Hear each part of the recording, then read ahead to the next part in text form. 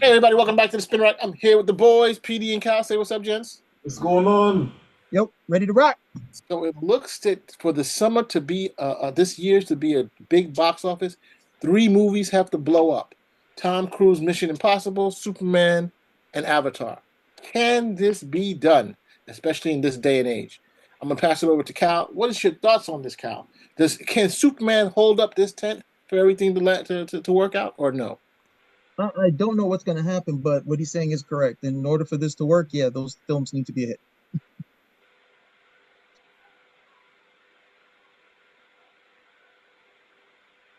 So, at the same time, we already know what it takes to make a hit, right?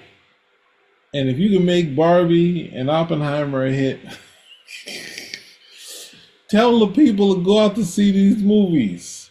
But Well, they know they're going to make them go or they make their money on the street and see how many people come to see these movies on their own are and you not going to tell the people to heavy go out to see the marketing. movies, So, and people are going to go out to see the movies, and everybody's going to play nice, and then they're going to try to rip them apart online before people even get a chance to leave, put their foot out the door? That's one of the things Barbie and Oppenheimer didn't have to contend with. They didn't have to contend with a drum roll or a steady rollout of negative press like Snow White does. well, yeah, I mean, that's the case, but I'm saying everybody get on, pay the news people the money to say it's Superman, it's Superman time. Get out there and go see Superman. Like they didn't say that in those exact words, but they basically told us.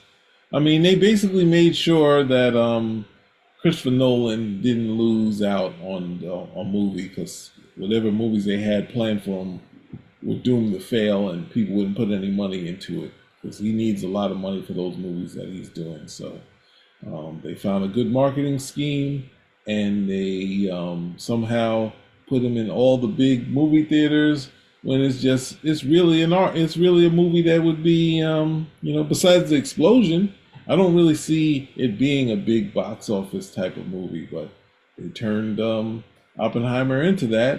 I mean, talent alone, yes, but the spectacle, maybe in the. No, I don't even think for the blockbuster. The blockbuster of old would have, some highs and lows as the movie goes on later.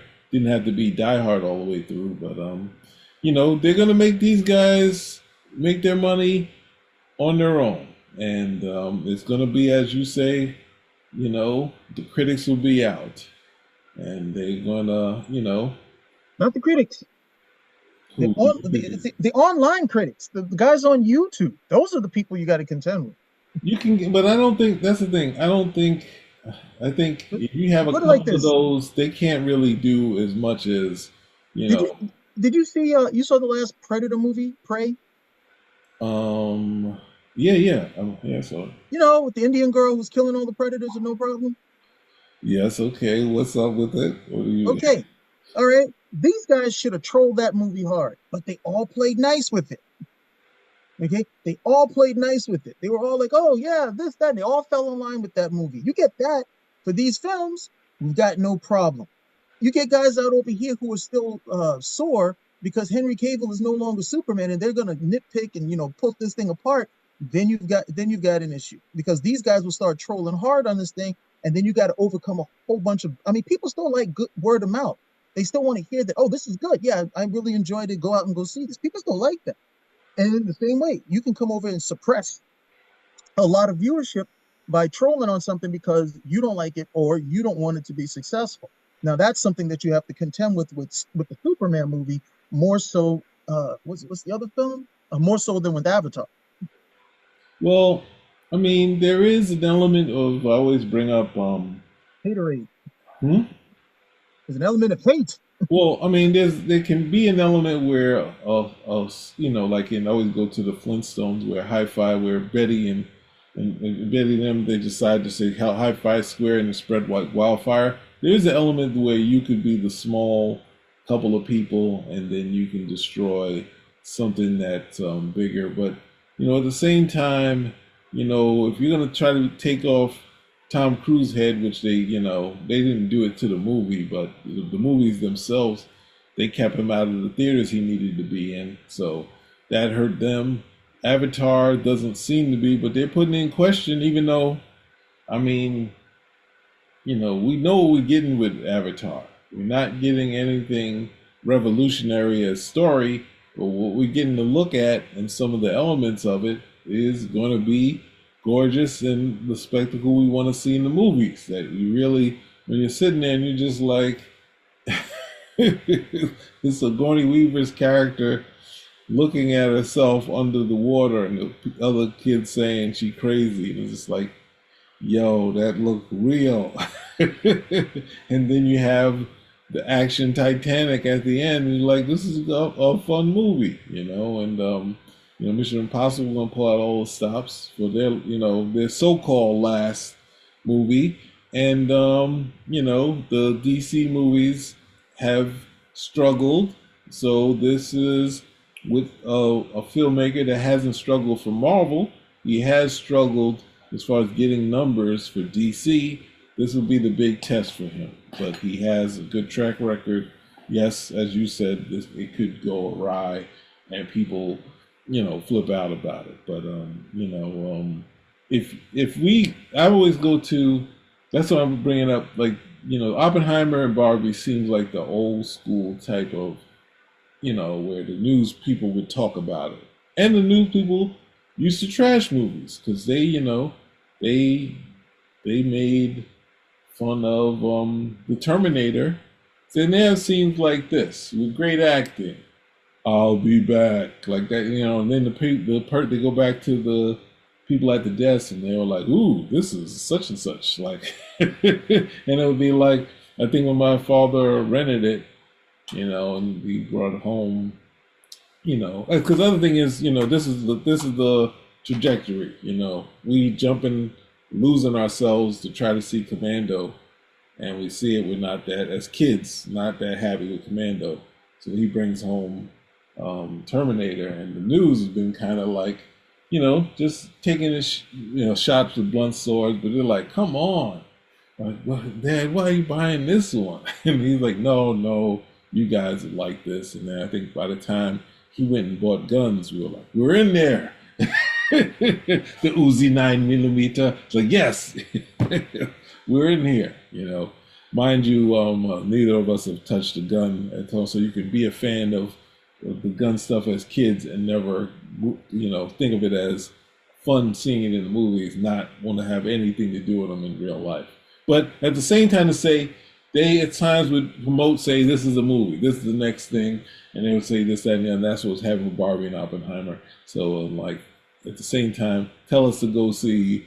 We have to see the last Mission Impossible. Yeah, it came out. I bought my ticket already. I'm getting my booster shot, and I'm going to see Mission Impossible 2. Sell us everything. Sell us everything you need us to do. But that's a marketing plan. We had the New York Times got Oppenheimer and Barbie in the same car. It's like, that is your marketing plan. But do you? I mean, the end on this, out of the three, we got to say, do you think any of these guys are going to struggle?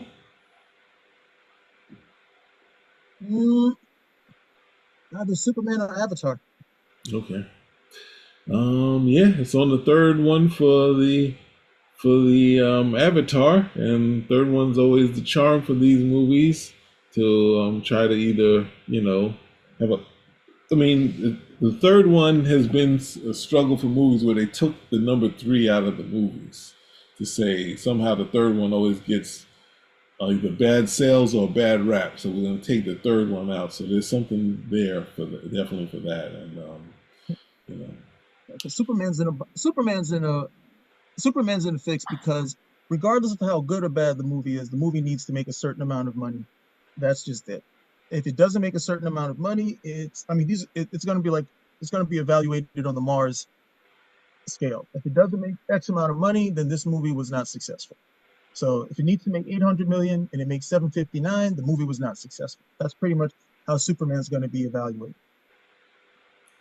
But I'd just say it feels like people always say Marvel found a way to get Captain Marvel to $1 billion. Hmm. somehow.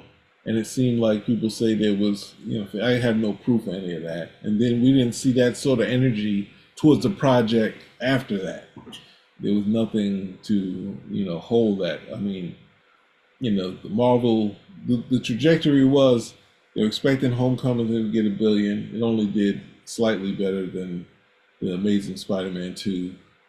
The Black Panther comes out, blows up, like does well in the U.S. equally to the overseas market, and then you had the Infinity War, and then you had Captain Marvel, which got to $1 billion, and then it doesn't seem like any of that is held for it. So I'm saying I bring all that to say is, can you push it? Can you chug Superman along to get to it, and then if you Yeah, don't, but they start. hmm? Have you seen any of the videos that they've got on YouTube about the test screenings for the Superman The movie? tests, the reporting of the test screenings have gone bad again. They're going Okay, back to going bad again. that's what I mean. It's March. It's March. This movie's not out till July, and if you don't have, you need to have an overwhelming amount of these things coming out saying, I want to see it, looking forward to it about every aspect of the movie. If I go on YouTube and on any particular day, if there's 10 movie listings regarding Superman, 8 out of the 9 are like, oh, the test screenings, terrible. This is going to be Guardians of the Galaxy 4, not a good sign because Mhm. that's what's filling the void until the film comes out. You can't keep putting the conventional thing is when you had, Siskel and Ebert. When you had Siskel and Ebert, they would give their review. They gave one review. They gave one review. That was pretty much the end of it. Even today, the critics, they give one review, even if it's a collection of them, and that's the end of it. These guys online, they can make a new video every day, Mhm. trashing something. And that's what you have to contend with. You really need to, if Superman's not going to have this synergy of Barbie and Oppenheimer. You need a full court press to say no. Come out and see this movie. You need the merchandising. You need all of that type of stuff for Superman. Avatar already had 2 films came out successful. This one doesn't do too well for them. They'll still be all right with Tom with that, and then with Mission Impossible again, part of a good franchise. But with Superman, you're trying to kick off the DC universe again, and you're also trying to prove that you can do a successful Superman movie. That this is something that you can actually make that's entertaining, and the only character and it's not that the only character you have in your stable who's cool and you can sell as Batman. So those are the things that they're contending with. And when I see videos, and the videos, there's like, hey, nobody's coming out here saying anything else. Like, okay, then you're putting all your eggs in one basket. You better watch that basket. Yeah, it is weird that we had the brush fire of the test screenings die out, and the correction saying, "Hey, it wasn't bad. People loved it and or liked it." And then next thing you know, more test screenings will come out. The word is terrible. So, um, if the sentiment turns into, saying high fire square, saying the Superman ain't working, it could, bode terribly for the character. And there's a lot of stuff that they packed into this, and at the same time, it could be seen as a negative that some of the latest things are saying that Superman looks like Guardians of the Galaxy 4, so I don't know. Well, I know what that means for it, but as far as looking at the HBO show, but that's not necessarily. The HBO show is taking all of the funky stuff from the DC universe and shoving it in there. The Guardians is having some funky sort of character stuff, bits around the basic Marvel comic story. Like, I think all of them, even though they had, a lot of gags in the first one, is just, basic comic book story of ragtag bunch. The second one is, I think, always bring up that it's that issue of the Fantastic Four versus Ego, kind of done in a humorous way, and then the third one is kind of the Wolverine origin type of deal with the what's the name. So it's like had some Marvel core elements in there. I didn't see that with the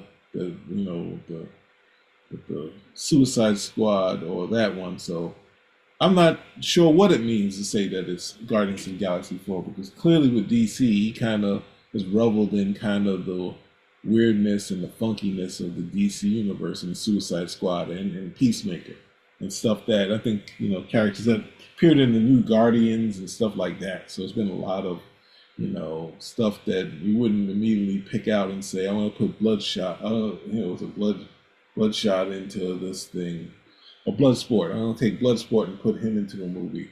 And I don't care that I already have a assassin here. we got Deadshot and we got Bloodsport. We're gonna put. I don't care. This is what I want to do. So, yeah. So there is something to what you're saying, and at the same time, I'm not. You don't need me to substantiate that. I'm just pointing out.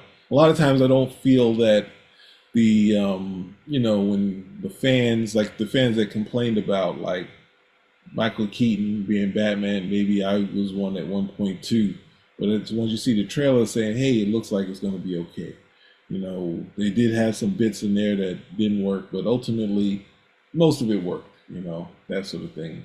But not actually at the time I was really bothered with it. I think as far as the action, the success, Batman himself was too much in the armor and all that stuff, so it was a letdown overall. But it was success monetarily, so there was negative sentiment, and it was successful. But you can have the other thing where the negative sentiment turns into a snowball effect and destroy you. So, all right. So, any last words? I wasn't expecting you to have a worry for it, but we have Mars coming back, but any other thoughts that you have on this? I thought you were going to be more in the line that this is going, but there is some, I guess with the sentiment that's going on, you're feeling that it could turn into a snowball effect of Superman. What do you say to that?